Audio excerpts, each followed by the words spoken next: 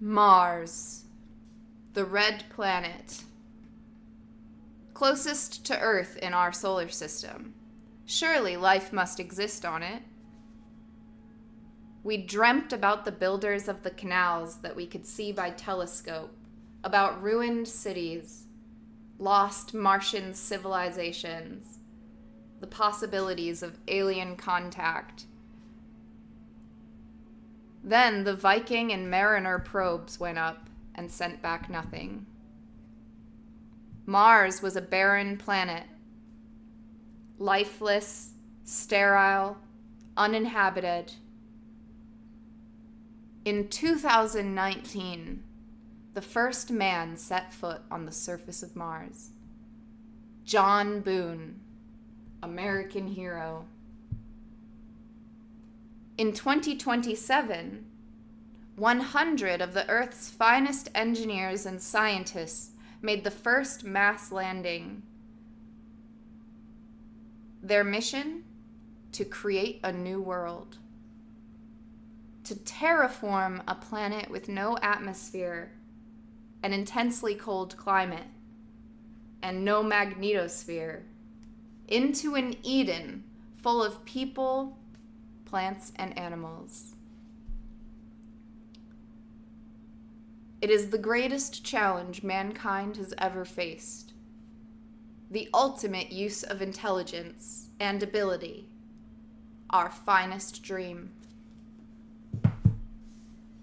So yeah, we're currently in part 3. We're gonna finish part 3 today. There's 10 pages left in part 3. It's gonna be fucking awesome. Although we're in a very upsetting place, narrative-wise. Part 1 was kind of a flash forward to like many years from today, or 2027. I don't even know how many years had gone by, but like a lot. Like enough that they had built like a city on Mars, and then some crazy fucking shit happened. John Boone gets murdered. And a fucking race war breaks out, like actual like fucking riot happens.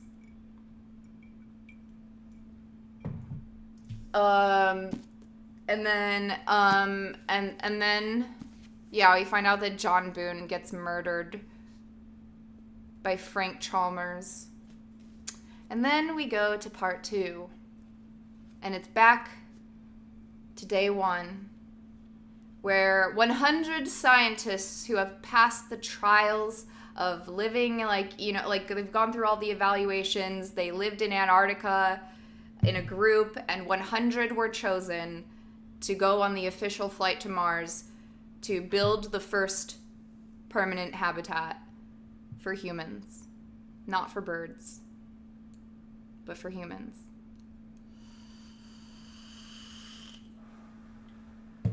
So then the second part is told from the perspective of a girl named Maya. She's the leader of the Russian contingent. Because there's like 100 people of many nationalities, mostly Americans and Russians for some reason. There's like a Japanese girl. And so then they go out, and it's told from the perspective of Maya Twatnova. She's a sexy Russian agent, leader of the Russian side. And she kind of like has a fling with Frank Chalmers because he's like not a psycho. And he's also the leader of the American side. So she's like, yeah, we're both leaders. It's cool if we like mess around. It's good for morale.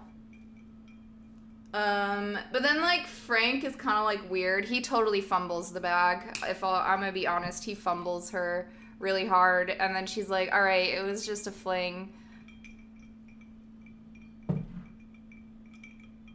No hard feelings, right?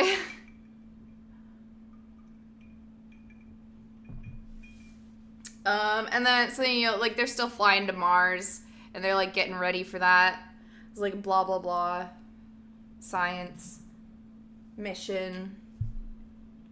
And then Maya, she also, like, John Boone goes to Mars with the first 100 as well, which, like, you know, he's an American hero. He's the first man on Mars. So the fact that he gets to go with the colony, like the very first 100, it's like, you know, some people feel like he's kind of stealing the limelight. Frank. But, you know, he gets to go because he gets to do whatever he wants.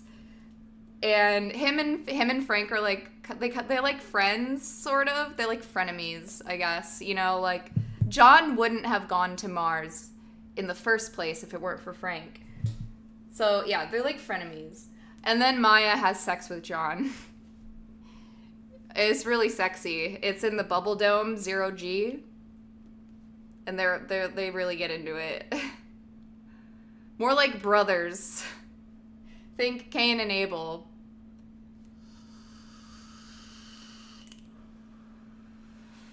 Pretty accurate, yes. I mean, very accurate. So yeah, like, they're like Cain and Abel. They're best of friends. And there's a bit of a love triangle outside of all the science fiction. And then we land on Mars. And then that's part 3, where they've been setting up the first settlement on Mars. And it's been going all right, like about as good as you'd expect. They landed on a barren rock with... There's like tons of resources around, but they have to gather them all and set them up.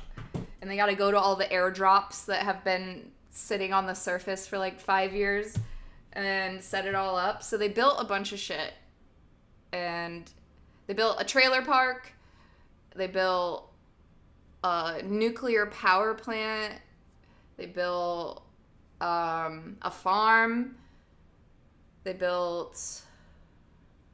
Then they dug a hole in the ground, and they turned that into the first permanent habitat.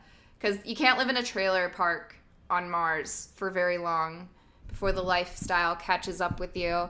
So they had to dig a hole in the ground, you know, like several stories down, or like at least 2, I think. And they built it into a hillside, and they dug under the hill, and that will protect them from the radiation. And then this is when the real work begins. So yeah, they did that, and then they put like a pool in because you gotta have recreation. They're growing stuff on the farm, like mostly construction supplies because everything's so irradiated at the moment. So they're mostly making like construction materials, not like food, but so the interior is concrete and bamboo, or you know, whatever the fuck they use as concrete. It is pretty awesome. And they converted the old trailer park into the Alchemist Station, which is their affectionate name for, like, the chemistry, like, manufacturing factories. There's a factory, you know, all the important stuff is there. And now they live in a hole in the ground called Underhill. And this part is narrated by Nadia. She's a construction worker. If that feels like too low of a title, like, not that it's a low title, I'm just saying, like, she's like an engineer / construction worker, and she's been busting ass, having the time of her life now that they landed. And she literally, her hand, a civil engineer, thank you, Roar, all of the above, civil engineer, architect, etc. So she literally had a hand in like everything. And then she got into an accident and her hand got smashed between a hammer and a rock as she lost her pinky. So now they call her Nadia Nine Fingers. And then Nadia she's awesome. Like, if you can't tell already, she's a great girl. She's, you know, she's Maya's best friend. They're like sisters. Um, blah blah blah. Nadia eventually we're onto the terraforming now. So last week we were flying in a dirigible slash what you would call a blimp.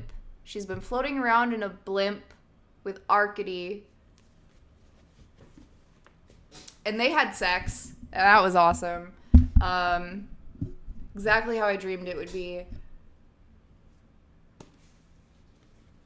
And then they found out that they had been betrayed. I took way too long to do this summary. I'm so sorry. I don't know why I described the whole book. I'm acting like we're finishing it right now. We're just finishing part 3. So part 3 has been told by Nadia. She's a real hard worker. She's great. She's done a bunch of stuff. She lost her finger. There's this guy. He's like kind of nice, like kind of cute. She's like, oh, I'd never have a chance with him. Unless, we talk every night and he always laughs at my jokes, but I don't think he likes me like that. And he calls me Nadia Nine Fingers. It's so embarrassing. So,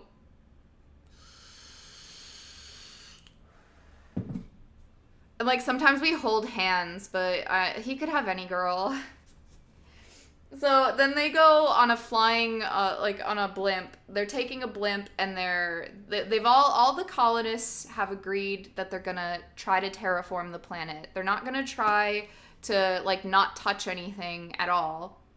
They're actually gonna send out windmills that power, little heat pumps, and they're gonna try to heat the atmosphere slowly, gradually. This will take millions of windmills to do, but they were like, we agree we should start now. And then there was somebody whining about oh, we have to preserve the planet as it is because we don't know anything about it yet. But they were quickly overruled. And so now they're putting these little heat pumps all over the planet. So they're just floating around. Nadia and Arcady sitting in a flying dirigible, Kissing.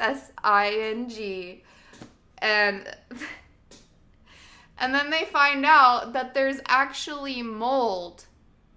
There is mold on the windmills. Because the bioengineering lab has been trying to create bacteria, genetically engineered microorganisms, or GEMs, genetically engineered microorganisms to help with the terraforming process. But that was supposed to come later. Right now, they're trying to not disturb the planet too much. And they're like, okay, we're already pumping heat into the atmosphere with our nuclear reactor and just us being here. So we're going to start dropping these windmills. And eventually, 100 years from now, we might be able to build something out of, we might be able to create an atmosphere. But the first thing we have to do today is just start warming the planet a little more. So they're dropping these windmills, and then they find out that somebody has snuck gems into the windmills. And so now Nadia and Arcady have been unwittingly Johnny Appleseeding the planet with one of the successful gems, which is called Underhill algae. And it's too late. It's too fucking late. There's no going back now. Mars was raped. It's a little bit upsetting. Mars was non-consensually inseminated, and that is not okay. And that's where we're at now. That's what happened last week. So let's see what everybody has to say for themselves. Oh, and at first we thought Arcady might have been in on it because he was in favor of releasing the algae in the first place. But then everybody agreed with Anne, Little Miss Whining Environmentalist. They were like, okay, Anne, yeah, lots of people on Earth agree with you, and the UN, the United Nations or Organization for the Affairs of Mars, or Martian Affairs, They also agree that we should wait. So Arcady even changed his mind because Nadia, you know, like asked him to change his mind and to stop pushing for it because Arcady's a bit of an anarchist. So I totally thought Arcady had backstabbed Nadia, and I was like, dude, is that the only reason you kissed her? Is so that she would fly the fucking balloon with you? And that was upsetting. But then Arcady seemed genuinely surprised. He was genuinely surprised. He's like, no, I wanted them to do this, but I didn't think anybody would. Every time I tell people to break the rules, they like tell me to shut up. So now they're breaking the rules.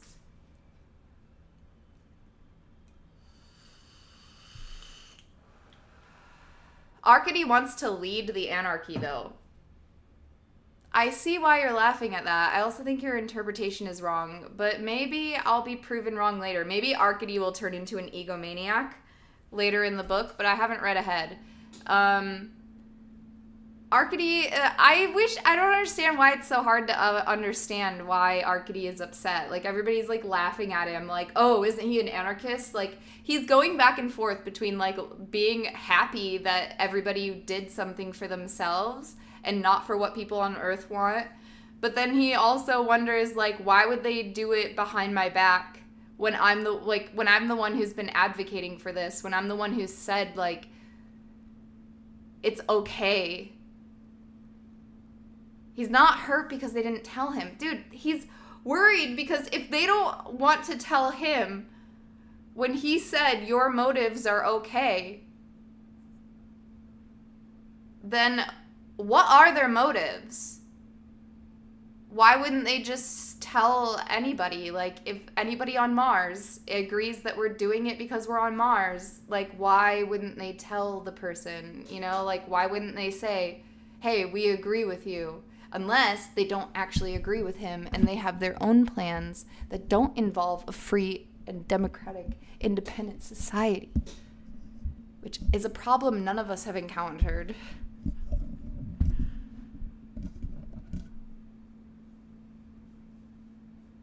If they won't tell him, what's stopping them from doing more? No, wrong. C-, dude. No. No, it doesn't. Anyway, forget it. Maybe it's just my interpretation too. But, yeah. See, I want gay space communism, and so does Arcady, and everybody. And so, like, if they can't just tell him, it's like, wow, are you, like, even interested in being gay? That's pretty scary. I'll be right back. I gotta pee, and then we're gonna get started.